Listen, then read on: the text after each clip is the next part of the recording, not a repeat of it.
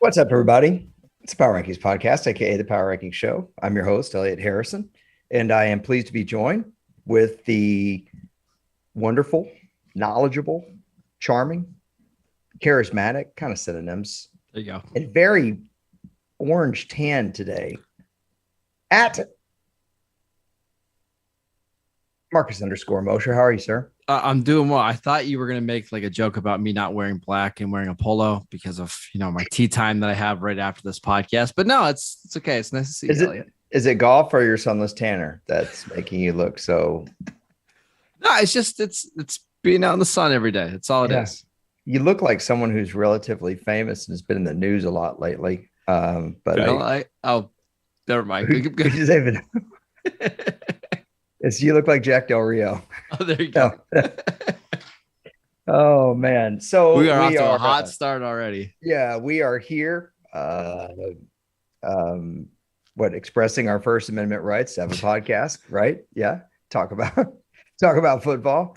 And I showed up extra pale in honor of the Johnny Depp Amber Heard trial. I want to look like Johnny Depp in the chocolate, whatever, Willy Wonka movie. He was like goth in that movie. Did you see that one? I did. It was great. That was a Tim Burton movie. Have you seen the original? Of course, like a million times. Oh, a million times. Okay, you're so cool. Okay. Well, it's a very good movie. Although I have a lot of questions about the ending. Does Charlie just have to pick up all the like lawsuits that are going on because of all the kids that just died in the chocolate factory, or how does that play out? I don't know. I never really thought of that. Did you ever see Young Frankenstein? It came out a couple years after that. Yes. With Igor. Yes. Yeah. That movie's pretty good. So anyway, we're here. We're ready to talk football. We're ready to talk Baker Mayfield. Not really, not too much, but we'll at least mention it, I guess. Just a couple of news items before we get into what we're going to get in today, which I should tell you what we're going to get in today is kind of cool. It's a little bit topical, not a lot topical because we're a little early. Mm-hmm. So we'll get to that in a second. But, on Tuesdays, we do every single team in the league. So I can promise you that we're going to talk about your team today. Real quick, there was Baker, Minnesota rumors. I don't know how that could possibly be an upgrade to Kirk Cousins. It's not. Right. And then Baker to Carolina, which seems a lot more believable, palatable. But is this – I don't want to say it's a Sam Darnold 2.0 because Baker has had more success than Sam Darnold has on the field. But if you're the Panthers, do you make this move? What's the point? Right. I don't really understand. We've been hearing these rumors for the last, 2-3 months now. And I do think this is where Baker ultimately ends up. It's just they're haggling over how much of the salary does Cleveland eat? What's the compensation? But if you're Carolina, why? Well, I mean, you're not making the playoffs with Baker Mayfield as your quarterback. He's not the long-term answer either. He's on a 1-year deal. Why not just roll Sam Darnold? And if Darnold's not it, play the rookie that you drafted, Matt Corral, in the 3rd round. I like that last point right there. I've always been a big proponent of that. When I was at NFL Network, I used to ask Charlie Casserly. I used to talk to Mike Lombardi when he was there about these kinds of things. These were our, kind of our front office people. I talked to Daniel Jeremiah about it because he worked in personnel departments. And I always used to say, like, what's the point? Okay, we can agree that a top 100 player in the college draft is a pretty good prospect, right? Mm-hmm. I know top 50 is a little better, but top 100, good chance that player is going to be a contributor for you, if not a starter. Yes. Okay. Why spend a top 100 pick on a guy if you're not going to give him a chance? I mean, if you're just going to sit there and give him 10% of practice reps, because that's what happens. Teams don't 50-50 it anymore. They don't. They want their starter to be totally prepared, especially with limited practice time now. A lot of Thursday games. You have short weeks. Mm-hmm. Backup quarterbacks don't get the reps they used to. What's the point? Why not just draft somebody in the 7th round and call it a day?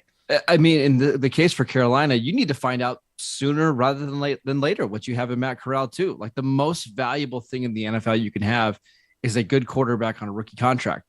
But if we get to year 3 and Matt Corral hasn't played yet, what are we doing? I don't understand the interest for Baker Mayfield in Carolina, other than I think Matt Rule's hoping that he's 2% better than Sam Darnold to potentially save his job, which he won't do.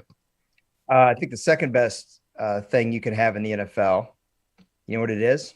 A good pass rusher. Good intel. And you can't have intel unless you see somebody playing practice. Seeing them go through a few 7-on-7 drills and having film sessions is not going to tell you diddly poo. So don't draft a quarterback in the third round if he's just going to rot on your bench. It makes no sense. It's dumb. I was trying to segue to a different topic, not Baker Mayfield. Oh, yeah. So Robert Quinn, you were saying right before we got online that he's seeking a trade. I've said this a couple times on the podcast, but it's worth reiterating, especially if you guys have not listened to us before, not since the football season. Robert Quinn had one of the best years in the NFL this year. Did anybody have as good a year, Robert Quinn, Marcus, that went as far under the radar? No, I think he was one of the most underrated players in the NFL, and he's been really good over the last 5 years. He's played 14 games, all 5 of those years, or for at least 14 games a season, 47 sacks for 4 different teams.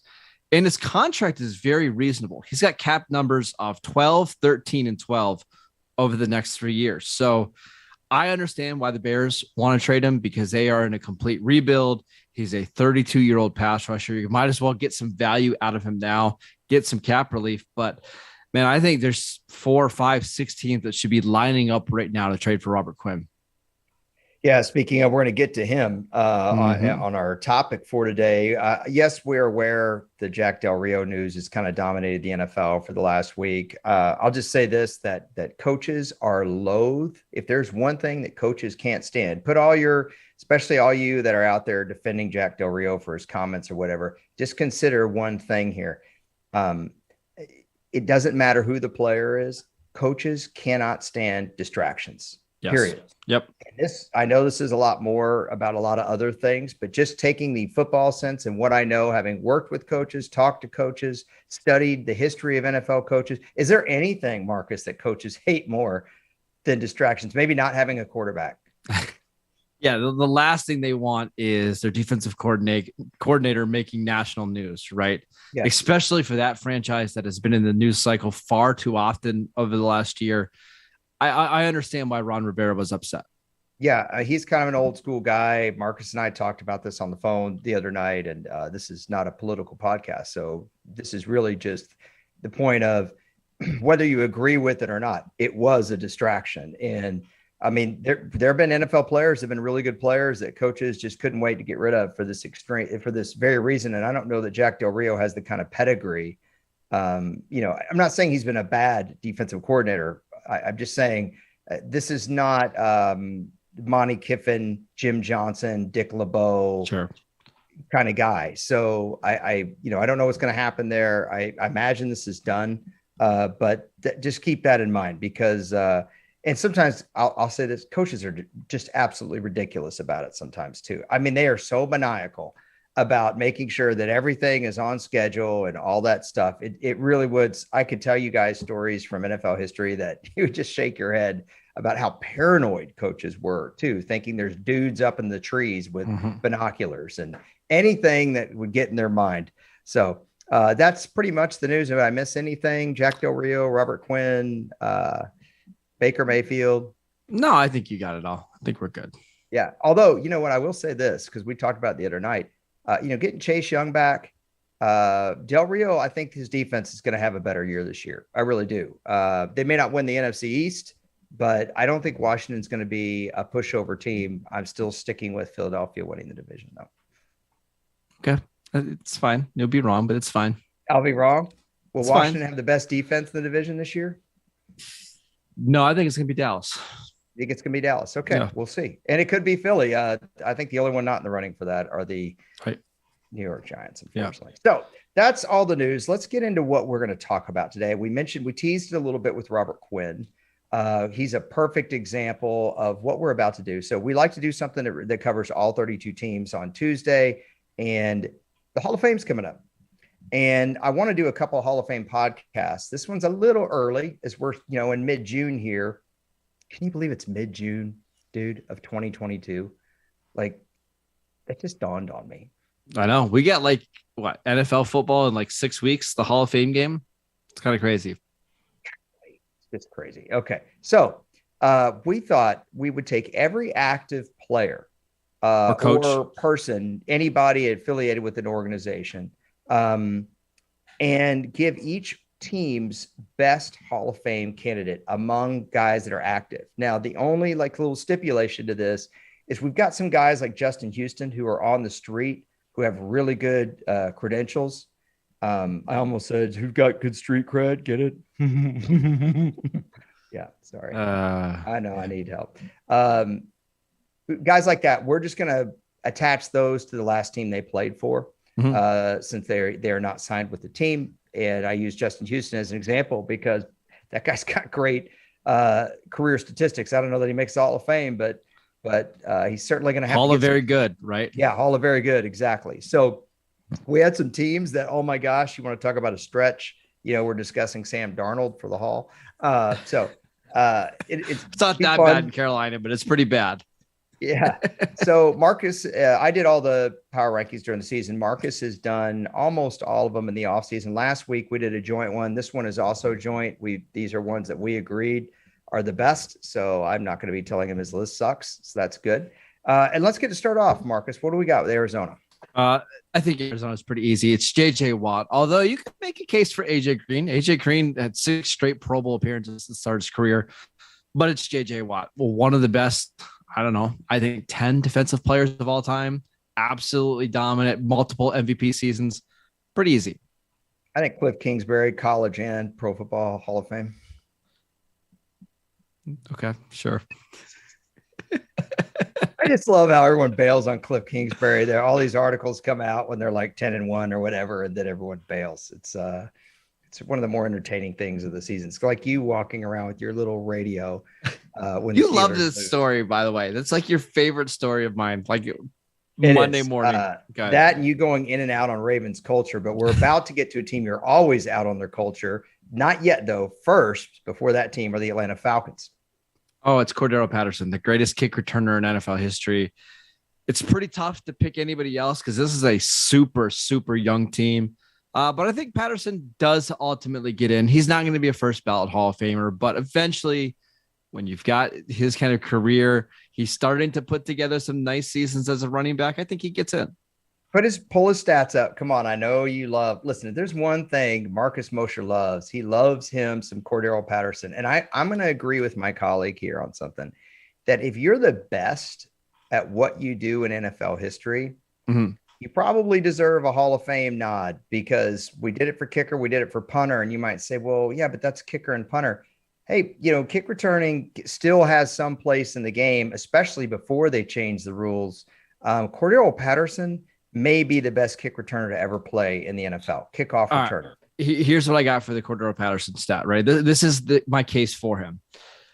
Since the merger, there have been only 6 seasons in which a returner has averaged 30 or more yards, having at least 20 returns. Cordero Patterson has 3 of those 6 seasons. He's just the most dynamic guy that we've seen. He's got 8 return touchdowns. He's a huge weapon. His career average is 29.4 yards per return. That's absurd. Unbelievable. That's unbelievable. So, I came up in the 80s NFL, and then, the 90s, I really knew what was going on strategically, and I got into the business in the early 2000s. And I can tell you all throughout that time, if you averaged 25 yards a kick returner, you were a darn good kick returner. Oh, yeah. You were one of the best in the league. To average for your career 29.8 would be like a quarterback, career passer rating being what, Marcus, about 119. And Marcus froze. So apparently I so stunned him with my great Cordero Patterson discussion. There he is. He looks good. You look good. Okay, so I'm going to go ahead and move us along because I think Marcus's Wi-Fi is kaputting on us. The Carolina Panthers are who we have next. And, the funny thing with Carolina is there really isn't anybody. We discussed a few players and it was really hard to come. There you are. I'm back. Sorry, Yeah. I was in the middle of a Dante Hall rant, and YouTube must have just kicked me off. They didn't want me to hear any more of this. That's funny. I was trying to do Carolina, and I was so thinking of the fact that you are always out on their culture that I could not remember who we picked for Carolina. I'm not Christian kidding. I was sitting McCaffrey. there like It's Christian spacing. McCaffrey. Yeah. We discussed a couple guys that just didn't have a chance. Period. Nobody. Yeah. There is nobody. No. Who could you possibly throw out there? It's got to be Christian McCaffrey, right? He's the only one. Nobody. Yeah. The thing is, Christian McCaffrey's probably not going to make the Hall of Fame. No. But I will say that, you know, he was on a pace to where you would have to look at just his overall passing game and running game numbers. But when you can't stay on the field, he's had a lot of problems, had the hamstring injury last year against Houston, I think, on Thursday Night Football. He missed a bunch of time, and it's just been one of those deals for him. But he's a young enough dude, Marcus. If he gets back on the field, if he comes back this year and runs for, say, 1,200 yards and catches 100 balls, you know, why not? You got to think about it, because he may end up with the most catches of any running back in league history. He is at, you know, almost 7,000 career yards. He probably needs to get to what, 13, 14,000 yards to have some consideration. I would say 15 at least. Yeah. I mean, about all-purpose yards, he needs to be at 15. I just yards from scrimmage. Excuse me. Well, even yards for scrimmage, he still needs to be at 15. Okay. Yeah. So he's 26 years old. He needs to do this for 4, 5, 6 more years to even have a chance at making the Hall. If you look at a guy like Ricky Watters, Ricky Watters has a ton of all-purpose yards. He can't get in the Hall of Fame. OJ Anderson. I mean, you've got to have 15, because there are guys that have 12,000 rushing yards alone that are not in the Hall of Fame. Although who knows, maybe he'll get over a pass rusher that has a Super Bowl and like 150 career sacks, but I don't know. A little Julius bitter. Peppers. I'm a little bitter still, Elliot. That's all. Yeah, Julius Peppers. I agree. Julius Peppers, Hall of Fame career.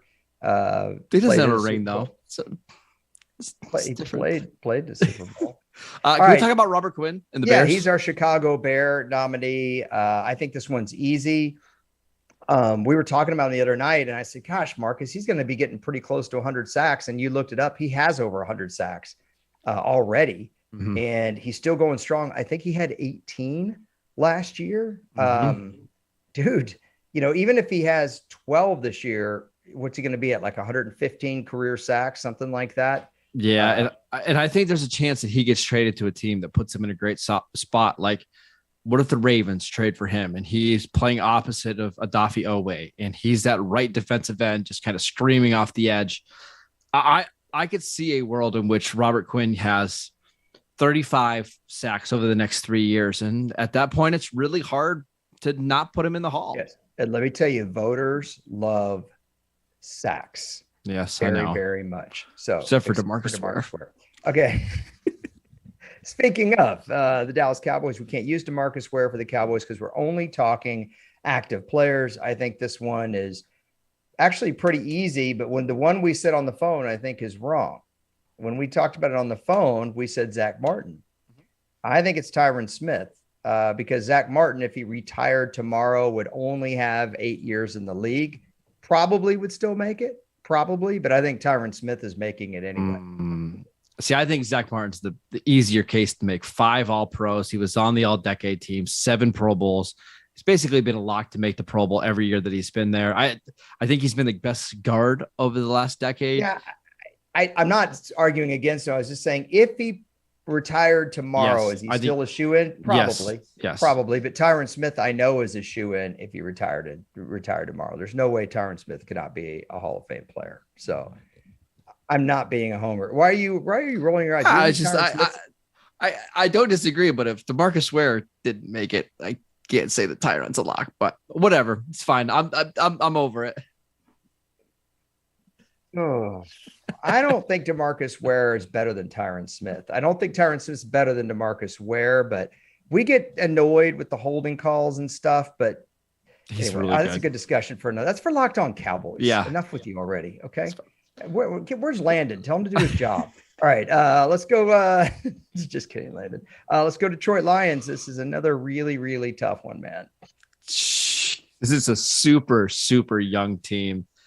We had to go with Frank Ragnow, their center, who has been very, very good over the last 6-7 years. I don't know if he's a top 2 or top 3 center in the league, but he's the only one that's got a lot of credentials and that's got the resume. And we'll see if he has, like, let's say he plays 8 more years and he just has all these Pro Bowl appearances, all these games started. Why not? It's possible. There have been a lot of centers that have played at a high level late into their career. Alex Mack, recently retired, comes to mind. Kevin Mawai comes to mind. I can go down the line in NFL history. There have been centers that have played 15 years in the league at a high level. I wouldn't put Frank Ragnow in the Hall of Fame, but it's the best. It's the best we got. Best we could do. Sorry. All right, Green Bay Packers. You threw out Devontae Adams for the Raiders. And this is what I think is, I know you're giving me this look. This is what I think is interesting about that, because Aaron Rodgers is the easy one here. When you think of Aaron Rodgers being a Hall of Famer, do the other guys that like Devontae Adams, like Donald Driver, or whatever, would they be Hall of Famers on their own? Such a tough question, right? I know, but what are we going to do? Talk about Aaron Rodgers? Yeah. I mean, who's the next best guy other than Rodgers that has a chance? Bakhtiari? I don't think he's probably played enough games. Tacos. Honestly, it's a pretty young team as well. Yeah, I you know what? I would go Bakhtiari. I mean, the only other, no, I don't think Mason Crosby. Mason Crosby's been really good for a long time. He has, but Bakhtiari would probably be the best. Yeah. I'm with you on that. I don't think there's anybody on their defense that has a great resume yet, right? I mean, Preston Smith is a very good player, but he's not even a Pro Bowl player most years. So, yeah, I think it's probably Bakhtiari. But there you go. So we managed to go the whole time without talking about Aaron Rodgers. It's perfect. I just was trying to find something, and you just looked at me weird. So, okay, Los Angeles Rams. This has got to be Aaron Donald. There's what are you going to do? You know, I mean, another one that's super easy. How many players that are currently on the Rams roster would you say make the Hall of Fame?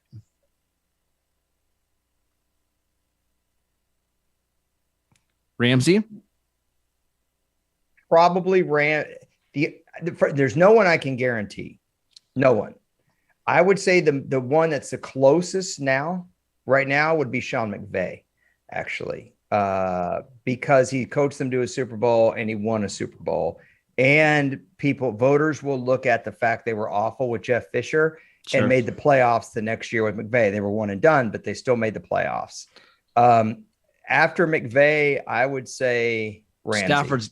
I would say Stafford's getting in. I know that you don't agree, but he's getting in. I don't think Stafford's getting in. I mean, if Stafford has a great year this year and he wins another Super Bowl, then I would say maybe, but come on, is Matt Stafford? I love Matt Stafford. I've always defended him his career. Matt Stafford's not. When was Matt Stafford ever a guy that you said, oh man, that is the top quarterback in the NFL or top 3? I don't disagree, but when you have 50,000 passing yards and you're going to add to it, and you've got a Super Bowl win, you're going to get in. You are. But other than Stafford, I think Bobby Wagner makes it. Aaron Donald, obviously. Oh, you know what? Cookies. Take Jalen out. I forgot about signing Bobby Wagner. Bobby Wagner would be I'd put over McVay at this point. Okay.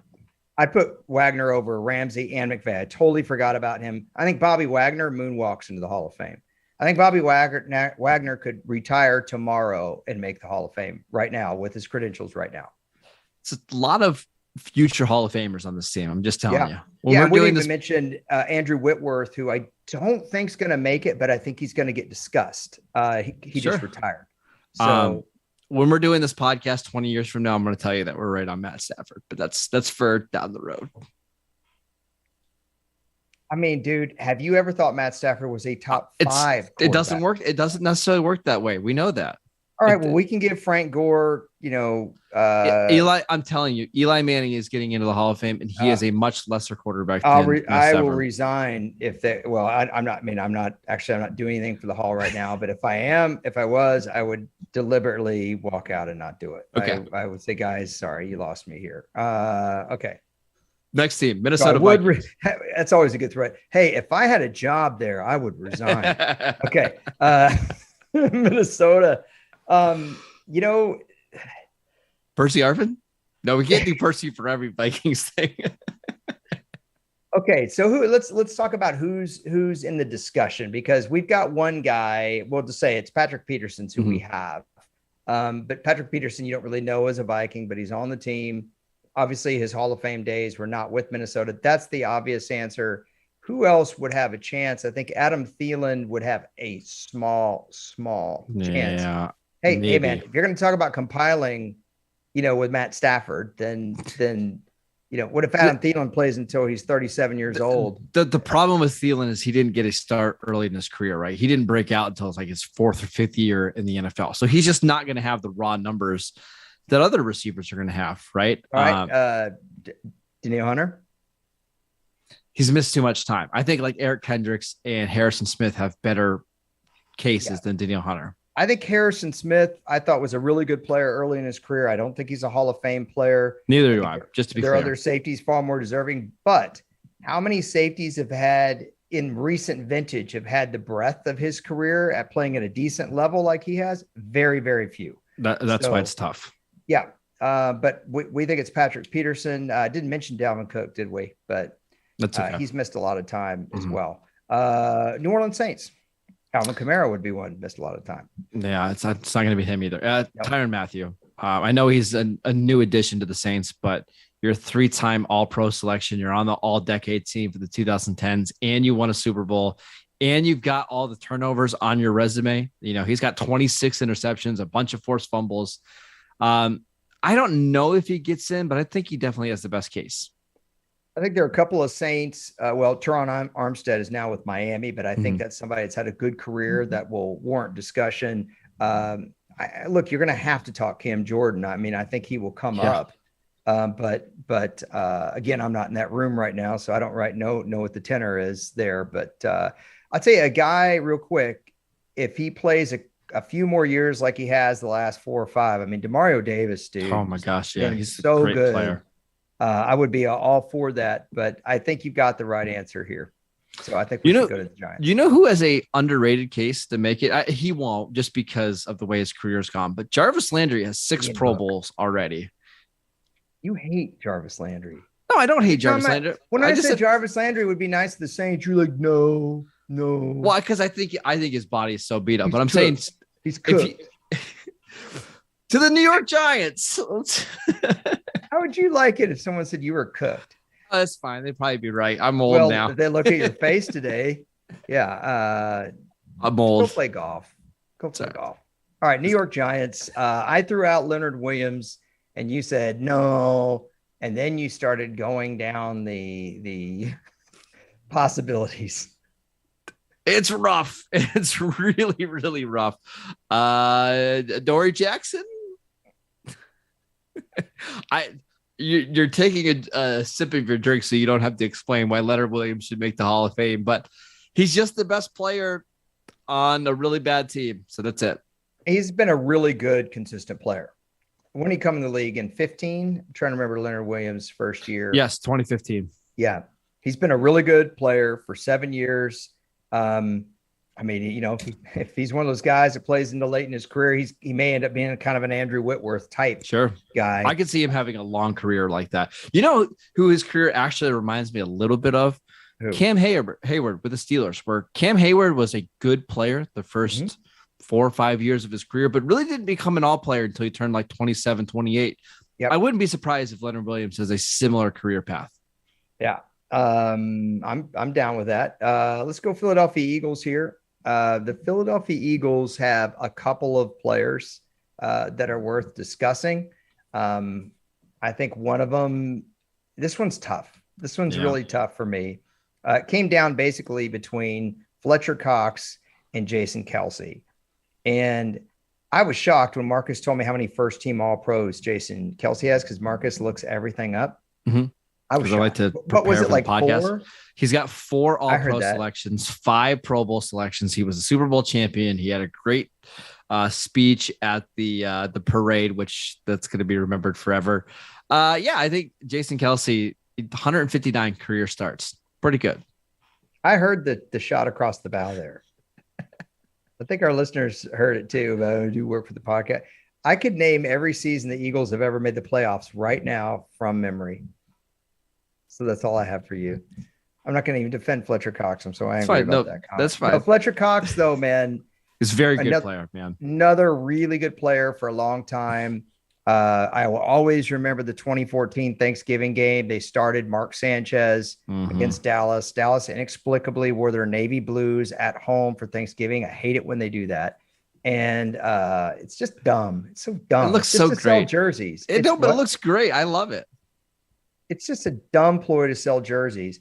Zach Martin got destroyed in that game. Every Cowboys lineman got destroyed. Fletcher Cox dominated the whole game. He's not that kind of player anymore, but key piece of their Super Bowl team.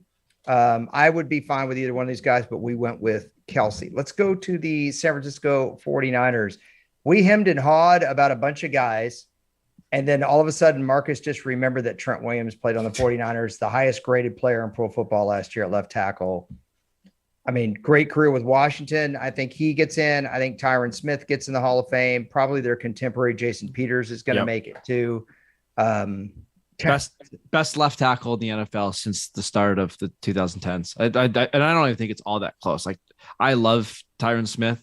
Trent Williams is just better, and he's been more durable. So I think this is a pretty easy case. I think he's a first ballot Hall of Famer. Yeah, and you know, you may not be into PFF, Pro Football Focus, who grades players. You know, that's fine. There's obviously a degree of human error in that, but Trent Williams was the highest graded player in the NFL last year, irrespective of position. By the way, irrespective is a word, irregardless is not. Okay, good lesson. Let's go to Seattle Seahawks. Yeah, we couldn't come up with a player for the Seahawks, so we had to take a coach. Pete Carroll, I do think he gets in for the Super Bowl that he won. Can you call them a dynasty after only winning one Super Bowl? Is that fair? I don't know if it's right. Probably not. But I mean, dude, 2012, they took Atlanta all the way to the bell, and that Atlanta team made the NFC Championship game, was really good. 2013, they win the Super Bowl. They dominate. 2014, they very easily could have won the Super Bowl. They played a dynasty and lost. 2015, they lost to Carolina barely, who made the Super Bowl. They had an incredible comeback in that game. I don't know if you remember that game. I do. Panthers were up big, like 4 touchdowns, and Seattle came back. It hasn't been as good since then, but they've had some nice moments. They almost got the 1 seed a couple years back. That was 2019. 2018 they lost to Dallas in the playoffs. It's not like they've just been out of the playoffs since that time. No, 2021 was the first season that they've had a losing record since before Russell Wilson, right? They've won at least 9 games in every season before that. So, yeah, I think Pete Carroll does get in. Okay, Tampa Bay Buccaneers. This one's pretty easy. It's Tom Brady, but wow, shocker.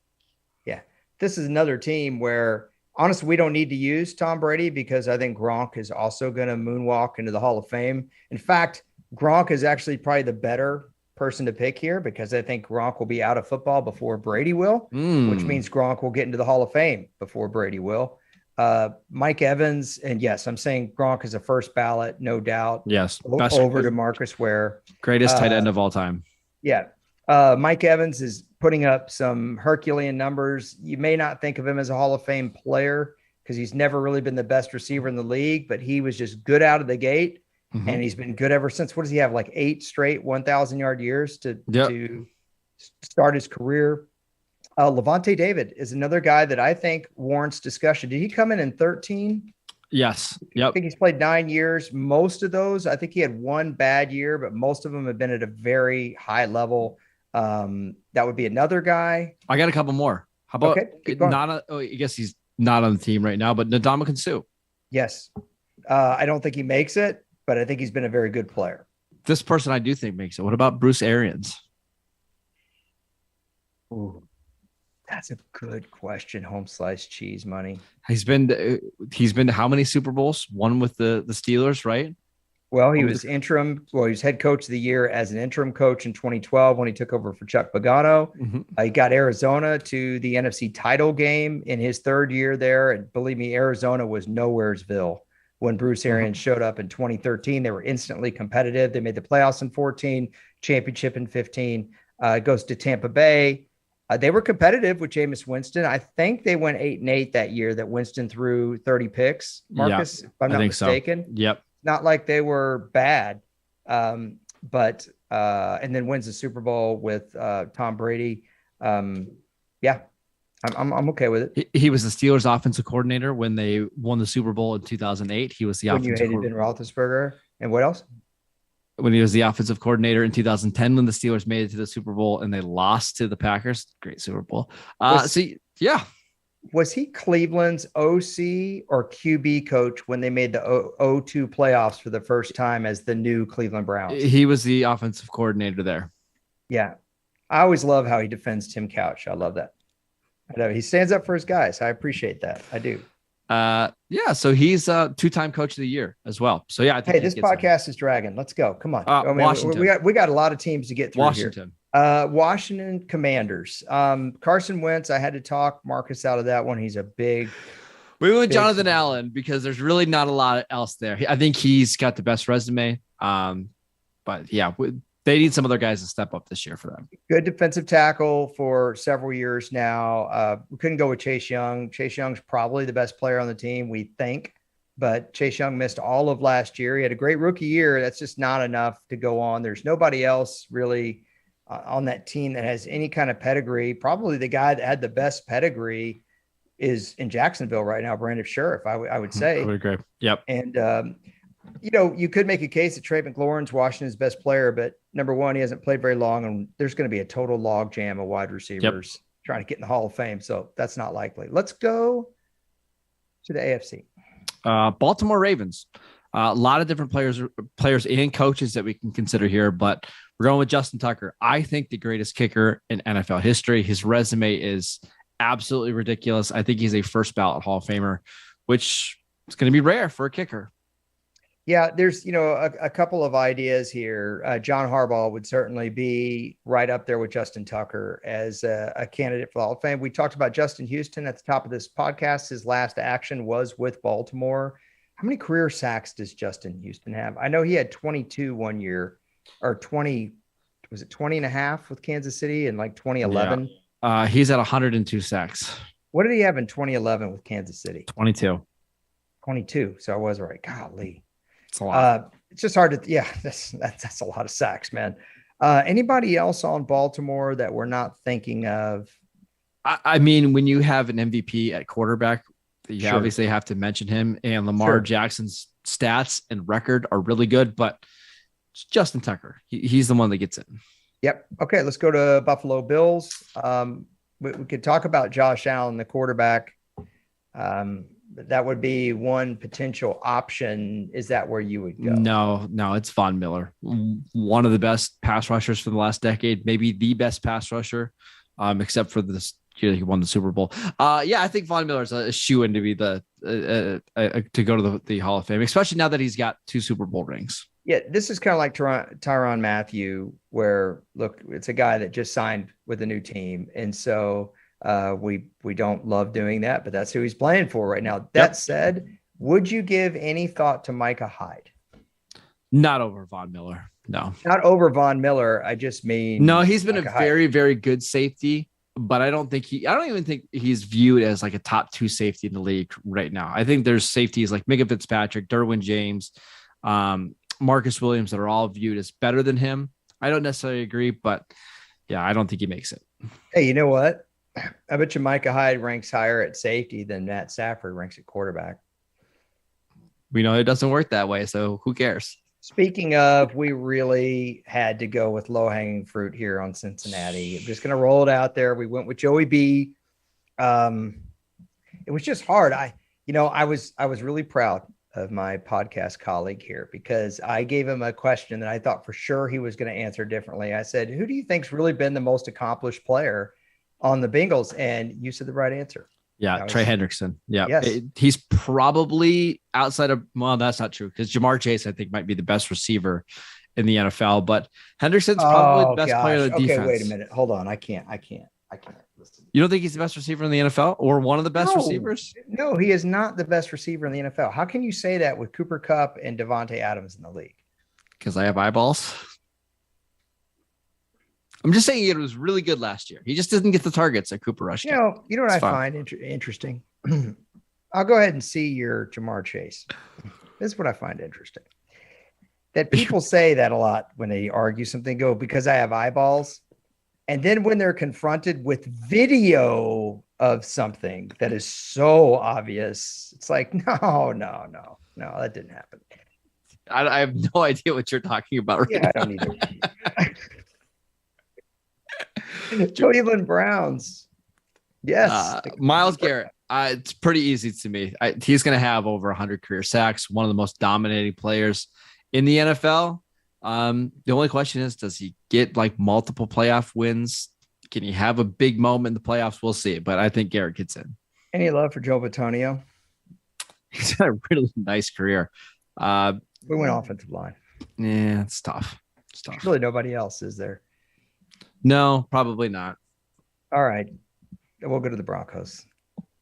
Myles Garrett. That's always the weird one with some of these teams is like there's one guy and you really can't argue that one guy. And we really tried. We did on the phone. We tried. Yeah. Where are you going to go? I thought about another one for the Browns, but I don't know if he ever gets in because of some off the field stuff. But so the Broncos, I think it's got to be Russell here. Any argument on that? No, he's a shoo-in to be a first ballot Hall of Famer. So no, it's pretty easy. Yeah, this was an easy one. Another guy, obviously, that switched teams. Now, I like Matt Stafford, but to me, Russell Wilson is clearly above Matt Stafford, without a doubt. Yeah, and so I think this one's, and also the Broncos. Von Miller, they had a little bit of a fire sale last year, I guess you could say, a mini one. And, it stinks kind of picking him for Buffalo instead of the Broncos, but that's what this exercise is. That's what made it challenging. Houston Texans, speaking of challenging, where are you going to go with the Houston Texans? It's got to be Brandon Cooks, but he's basically Joey Galloway 2.0 from this decade, right? He's somebody who has been on a few different teams, posts 1,000 yards every single season, but never gets a Pro Bowl nomination. He's always like the 18th best receiver in the NFL. He won't get in, but he's the only guy on this team that's pretty deprived of talent. Yeah, Brandon Cooks has had such an unusual career. There's no question about that. I'm looking at his numbers right now. I mean, the guy has 6 1,000-yard years. Mm-hmm. The only years that he didn't, he had 550 as a rookie with the Saints. He only started 7 games. He played in 10 games. That's pretty much 1,000-yard year right there, or very close to it. And then he didn't have a very good year with the Rams in 2019. The Rams kind of fell back to the pack a little bit after making the Super Bowl. They missed the playoffs. Didn't the Rams miss the playoffs in 19? Pretty sure. Yes. Yep. Other than that, he's been outstanding. I mean, I'm looking right here. He had 4 catches, 80 catch seasons. He's got 46 career touchdowns. I mean, if he keeps it up, he's a 21-year-old rookie, Marcus. He's only going to be 29 this year. What do you do with a guy like that if he ends up having 9 1,000-yard years? Yeah, that's he won't get in because there's so many other receivers. You mentioned the log jam that's going to happen, and you need to have a couple of big moments in playoff games and stuff, and he just never really has had it yet, but it's okay. I would argue, here's the argument that I would make for him, just real quick. If you can have this kind of production with the Saints, the Patriots, the Rams, and the Texans, he had 1,000-yard seasons, Marcus, with each one of those teams. I know. Yep. Now, somebody will say, yeah, but the Saints was with Drew Brees, okay, and the Rams was with Jared Goff, okay. How about of course, the Patriots was Tom Brady. How about the Texans the last couple of years? Yeah. Who are they trotting out there at quarterback this past year? And he still had a great year. I think that's a great argument in his favor. We're spending too long on the Texans, but I just like this one. I like Brandon Cooks. Yeah, that's fun. So. Indianapolis Colts. Yeah, they were pretty easy. It's Quentin Nelson, maybe the best guard in football right now. Already has 3 All-Pro selections. One other name that we didn't talk about that we should at least mention: T.Y. Hilton has 10,000 career receiving yards. That's incredible. I would not have guessed that. Would you have, if you just didn't look at it, would you have guessed? No, that's a lot. He's missed some time over the last 3 or 4 years. That's why.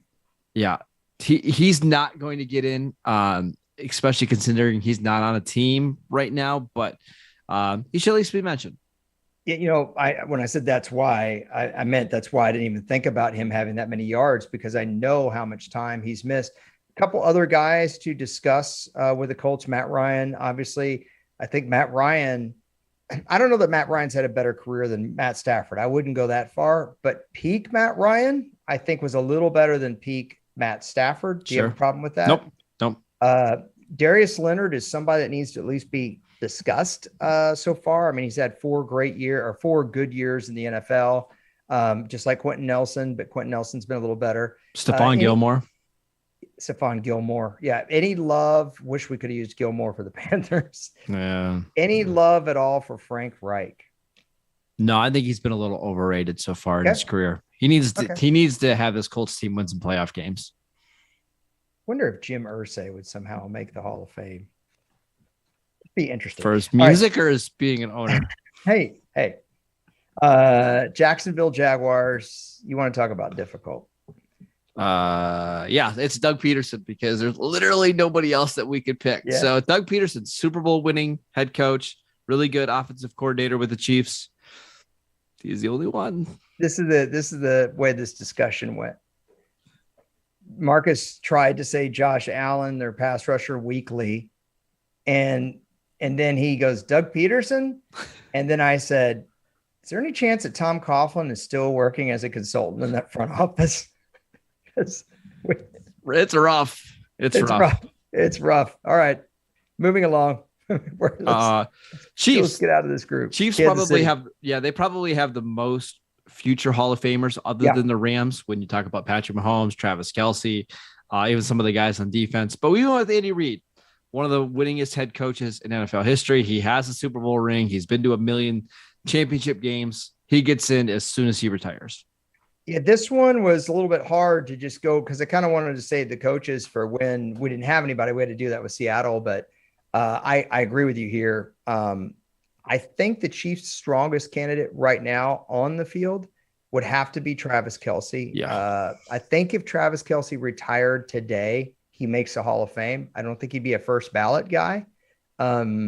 But he's played 9 years. I think he came in 13. He's had at least 4, if not 5 straight 1,000-yard years at tight end. Patrick Mahomes, I'm sure some of you guys are going like, you're in your car and you're yelling Patrick Mahomes. Patrick Mahomes has only been in the league 5 years. I just don't know if that's enough. Chris Jones, though, I think has put a lot of it on tape. To me, he's kind of a Fletcher Cox guy, Marcus. I think he's going to merit a lot of discussion I agree. In terms of Hall of Fame. I agree. That's what I got. What about, let's move on. I got one more. Go ahead. What about Harrison Butker? No. Raiders. This one was a little bit more difficult because we have Devontae Adams. Derek Carr probably not getting in, but it's your guy, Chandler Jones. 107.5 sacks right now. He just turned 32 years old. Like, he could easily have 3-4 more double-digit sack seasons, especially now that he's playing across from Max Crosby. He's going to get in, especially when you consider 4-time Pro Bowler, 2-time All-Pro, Super Bowl champion, and he made the All-Decade team. Yeah, he's been good with multiple teams. All Decade, I agree with all of that. I voted for him for All Decade. I would just say with Devontae, the same thing I said when I was trying to avoid the old Aaron Rodgers discussion. Do you hold that against the Devontae Adams that he played with Aaron Rodgers? Not at all. Okay. It's just a question. No, I got one more for you. Hold on. One more for you. Josh McDaniels. This is a tough tough question. I'm not some huge Josh McDaniels honk, believe me, but I do think that guys that have been extremely important coordinators should get a look at the Hall of Fame. If Cordero Patterson and Devin Hester and Justin Tucker deserve Hall of Fame candidacy, although I think Tucker is clearly the leader there. Doesn't a guy that's been a great coordinator in the NFL? Probably not, unless he wins the Super Bowl with the Raiders.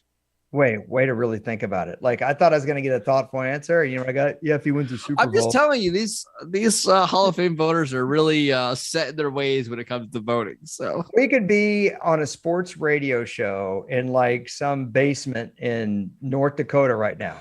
And if you ask, do you think this guy makes a Hall of Fame? Well, if he gets a Super Bowl. I mean, that's just the truth. Unless Josh McDaniels proves to be a good head coach for the Raiders, he's not getting in. My phone's ringing right now. I almost want to answer it instead of talking to you after that. Speaking of the Raiders, it's a former Raider for the Chargers. It's Khalil Mack. I think he's got a fantastic resume already. This is a pretty young team as well. I think Joey Bosa obviously has a case. Keenan Allen probably not so much, but Khalil Mack's been the best player on that team. I think Dean Spanos has really solidified his case. AJ Smith. Okay, Miami Dolphins. Here we go.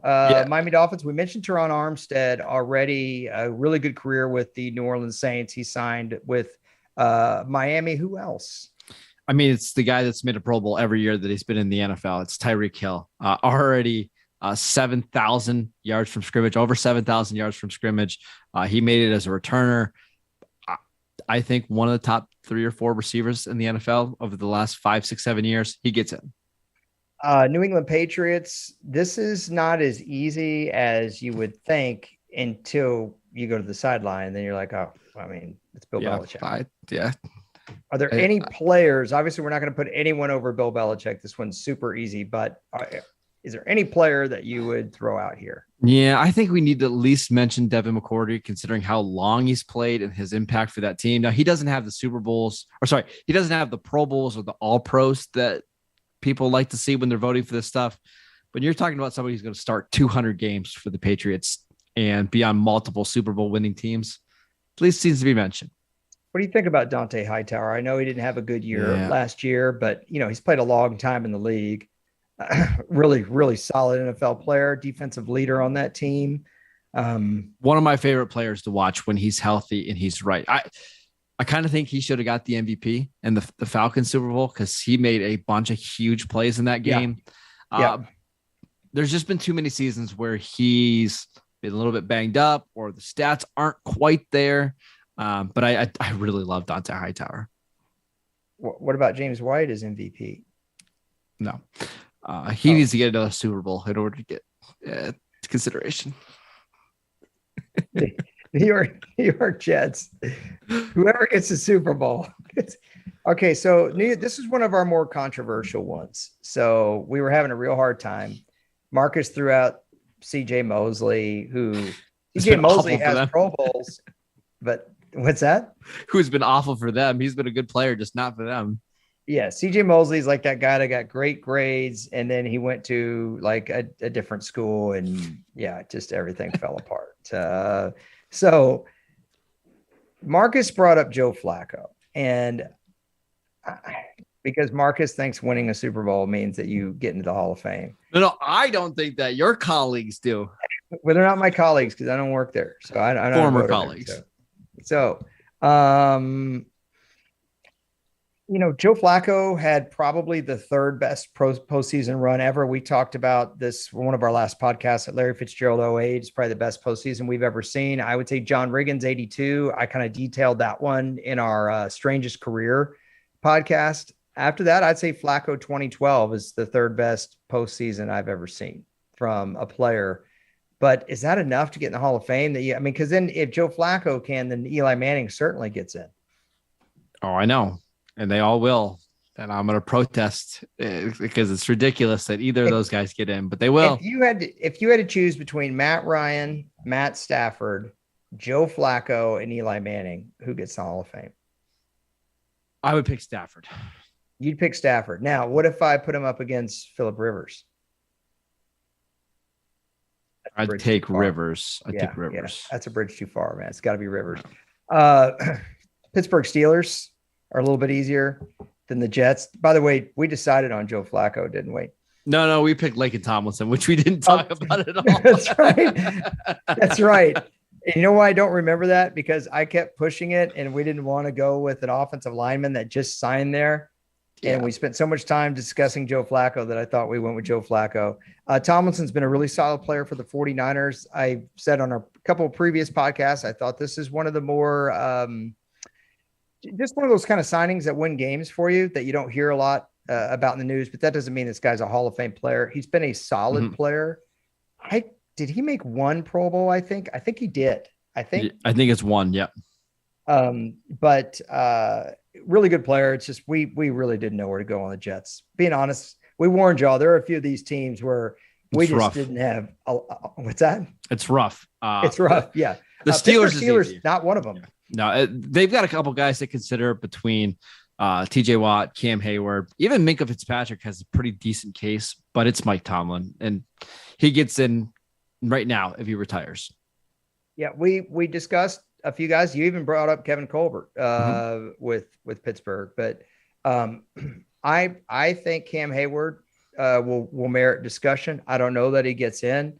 Stephon Tuitt was a really good player for them, but I know somebody out there is saying it's got to be TJ Watt. Does he have enough?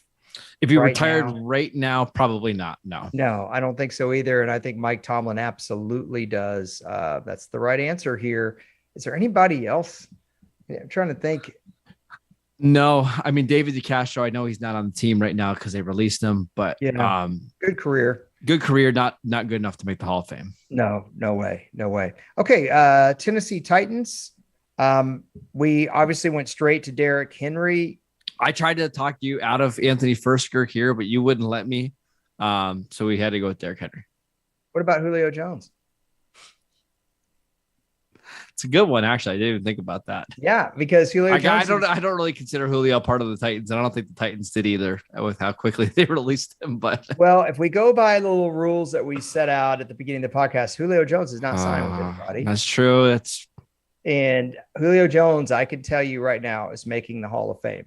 I don't think. Go ahead. Who had a better Titans career, Julio Jones or Randy Moss? Julio Jones. Yeah, I mean, Julio only had 400 yards this year.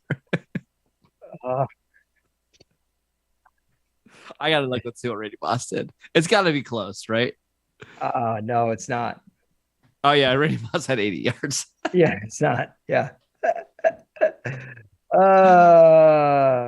Yeah. Marcus and I were wondering who would do better in 2000 on NFL trivia. That was like our first question. Who had a better Titans career, Julio Jones or Randy Moss? So Derrick Henry, one thing real quick, if he would have run for 2,000 yards this year, let's say he didn't get 2,000. Let's say he only got, he was at least going to get 1,600, don't you think? Oh, yeah, he was averaging 137 yards from scrimmage per game in the first 8 games of the season. Let's say he slowed down a little bit and the Titans, didn't use him the last couple of weeks because they had clinched, that kind of thing, and get 1,600 rushing yards. If Derrick Henry would have had 1,600 rushing yards to go along with his other years, do you think that'd be enough to make the Hall of Fame, even though the career numbers wouldn't be there? Pretty close. We also know that throughout Derrick Henry's career, he's been somebody that typically starts slow and finishes the year really strong. So okay. I can't imagine what numbers he would have put up if he could have stayed healthy for 15, 16 games last year. Okay, so what if he had 2,000 back-to-back, but then retired? How do you keep that guy out of the Hall of Fame? You can't. No, I don't think you can, because that would mean never done that. That basically mean that he'd average over 115 rushing yards per game for 3 straight seasons. It's pretty incredible. You can't do that. Man, it's hard. Yeah. So there we go. That one was easy enough, even though really the answer is Julio Jones. We did discuss Mike Vrabel. We did Mike Vrabel, but one of the things the Hall of Fame does not consider is overall contribution. They have a contributor category, but you are not allowed to just put a former player in with his coaching and front office credentials all together. That's why Dan Reeves is not in the Hall of Fame right now, which is a real shame. So Mike Vrabel, heck of a career overall in the NFL, but that's not the way they do the voting. He's going to have to do a little more on the coaching front, although he's off to a great start, man. And he's still a young guy. I mean, he's, Mike Vrabel could coach for, 20 more years if he wanted to. So anyway, I know you're a big fan. So what do you think of our list? Yeah, I think it's pretty good. I mean, I did it. So I nothing. I was just, I did this list. So I think I like it quite a bit. You did this list. You did it. We did it. Yeah. It really is all about you sometimes. I would like to remind you of something. May I? Sure. I'm going to give you the last word. I will. Okay, I will give you the last word, and I will not fault you for the fact that you forgot about Julio Jones, who you always told me is so amazing. Julio Jones may be slightly overrated, just a little bit, just a smidge. I think he was a great, great player, but sometimes he was treated like he was darn near the best player in the NFL. And I don't know. I'd like to see his turf grass numbers. It'd be interesting to see, but he was really awesome. He had some years that were phenomenal. Okay. 35 years ago this week, did you know that Predator came out in the theater? No, I didn't. Did you see Predator? Yes. When you think of Predator, do you think action movie or sci-fi? Sci-fi. Yeah, I do too. It's sci-fi. Yep. You know what I loved about Predator? So straightforward, no BS. Just got it done. Do it. I'm here. Yeah. Anyway, so it's a great way to end the podcast. Yeah. No, but I want you to have the last word. Yeah, really quickly. So I've been rewatching the 1996 Dallas Cowboys season in order for which it happened. All the games are on YouTube, so it's really fun. Partly I wanted to do it for myself just because Deion started the year as one of their starting receivers because Michael Irvin was suspended. The Cowboys also had a very interesting offense in week 1. They had Emmitt Smith, Herschel Walker, and Daryl Johnston, 3 running backs all starting the game and playing together, which was kind of wonky. But hot take, Elliot, watched week 2 game against the Giants today. Mm-hmm. Troy Aikman, not that bad. Pretty decent little quarterback that the Cowboys had there. So did you watch this? Because I was telling you the other day that Deion had to start at wide receiver week 1, and that got you all excited. Yeah, well, what I did is I went to my handy dandy Pro Football Reference and I sorted by targets in games where Deion got the most targets. In 1996 week 1 against the Bears, he got 15 targets. So I went and watched them all. Yeah, 96 Cowboys was kind of the beginning of the end, even though they made the playoffs in 98, 99. They started really rough. They had Michael Irvin was suspended, and at wide receiver, they were thin. They played Kelvin Martin. They kind of limped to the playoffs. The last game of the year. Well, don't ruin it for me. I'm not done yet. Oh, you shut up. You already know. Yeah. They the last week of the season, they just mailed it in against Washington. I think they went 10-6.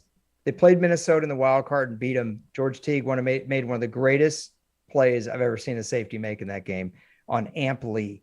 But then the next week they play Carolina. Michael Irvin hurts his shoulder, I think, on the first offensive play of the game for Dallas, a skinny post. And man, at the end of that game, Deion was playing both sides of the ball every play. And it was just him and Kelvin Martin because they had no Kevin Williams that game either. And they weren't able to get their 4th Super Bowl. And then 97, they went 6-10. Barry Switzer gets fired. Chan Gailey gets hired. And there you go. Deion played 111 snaps in week 1 against the Bears on offense, defense, and special teams. You're never going to see anything like that ever again. That's phenomenal. That is phenomenal. That's very, that's Roy Green-esque. And I'm a big fan of Roy Green. Look him up. Yeah, there you go. Do a podcast about him. I should do a podcast about him. I actually recorded one and never sent it out to anybody. I just did it for Marcus. Okay. So speaking of Marcus, he is the host of Locked On Cowboys, where he watches old Cowboy stuff and then never talks about it on his podcast because he'd rather talk about who the center on the practice squad is going to be. So Alex be sure Lindstrom. to catch that. What's that? Alex Lindstrom. We'll see you guys later. He also covers the Raiders for USA Today. I am at Harrison NFL on Twitter. We love you guys. We will talk to y'all later this week. Take care.